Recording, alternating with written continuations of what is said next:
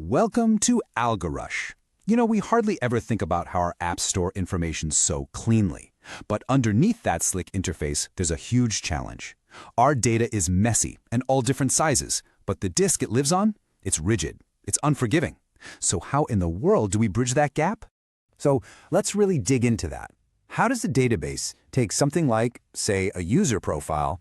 You've got names with different lengths, maybe some fields are empty, others are full, and pack it all neatly onto a physical disk that's really just a long one-dimensional line of bytes. It's a really cool engineering puzzle when you think about it. And the solution isn't about brute force, just trying to jam the data in there. No, it's about a really clever and elegant design. It's a blueprint, really, that's been the foundation for high-performance databases for decades. And today, we're going to take a look at those blueprints. All right, so let's start with the puzzle itself. The main challenge here is how to bring some kind of structure to what is, at its lowest level, basically chaos. I mean, if you tried to write directly to a disk file, you'd be in for a world of hurt. Unlike when you're working in memory, there's no OS holding your hand. You'd have to invent your own way of tracking where data is, how to serialize it, how to manage free space, and what to do when your file gets all fragmented. It's a nightmare. So to get around all that complexity, database designers add a layer of abstraction. And the very first step is to stop thinking about the disk as one gigantic file, and instead to start breaking it down into manageable chunks.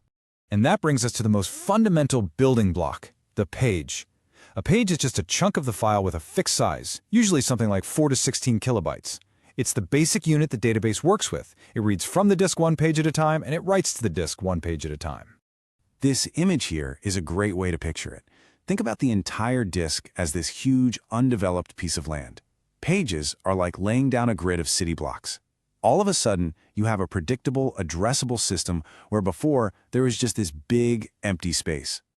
Okay, great. So we've solved the big picture problem by carving up the world into these neat pages. But that just kicks the can down the road, right? Now we have a new, smaller problem. How do we pack our messy, different-sized records into one of these rigid, fixed-sized boxes? And that question leads us right to the heart of this explainer, the slotted page. This is the incredible internal blueprint that makes the whole thing work. So here's the absolute key idea. Instead of storing a piece of data and its location information all bundled together, the slotted page creates a layer of indirection. It separates the pointers from the actual data records, which we call cells.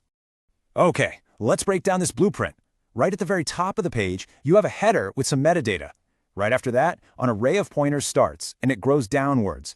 Then, and this is the really clever part, the actual data cells are added from the very end of the page, and they grow backwards, towards the top. The empty space is that gap in the middle, and it shrinks from both sides as you add more stuff. And this is where the genius of the whole design really clicks. Physically, new records just get thrown onto the end of the data area. That's a super fast and simple operation. But the logical order, say you want to keep names alphabetized, that's handled completely separately by just shuffling around the tiny, lightweight pointers in the array at the top. This separation is unbelievably powerful. This is the magic trick. Seriously. Let's say you want to insert the name Charlie in between Alice and Bob. You don't have to move the potentially huge records for Alice and Bob around. Nope. You just add Charlie's data to the end of the page, and then you just squeeze a tiny little pointer into the right spot in the pointer array. This is so much more efficient because you're moving a few bytes instead of maybe kilobytes of actual data.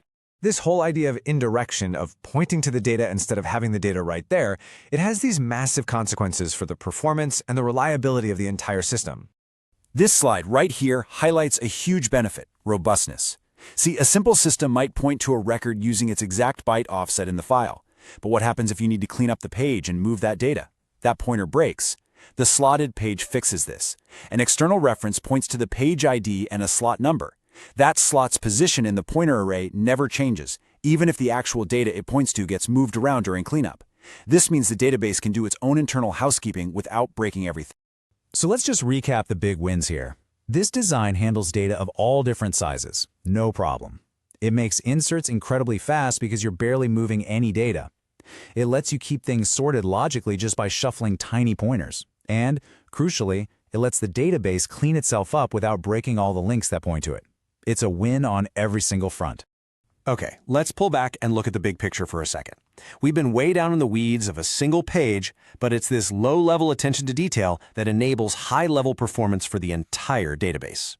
At the end of the day, the incredible speed, the power, and the rock-solid reliability of the database systems we use every single day, well, that doesn't just come from fast hardware. It's all built on a foundation of these incredibly clever, elegant design choices at the lowest possible levels.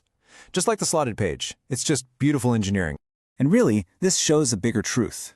Our digital world is just full of these invisible blueprints, these elegant solutions to really complex problems that we never see, but that we completely depend on. It makes you wonder, what other clever